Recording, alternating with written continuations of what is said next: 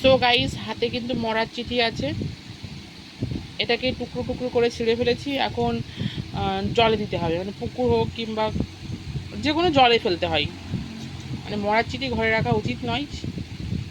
তো মরার চিঠি পড়া হয়ে গেছে, এখন পুকুরে ফেলবো, জলে দেবো মানে মরার চিঠিটা। সো পুকুরে চলে এসেছি, এখন মরার চিঠিগুলো পুকুরে ফেলবো।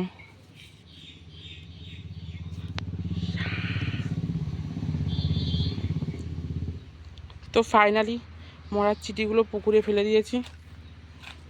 পুকুরে কচুরিপানা প্রচুর হয়েছে।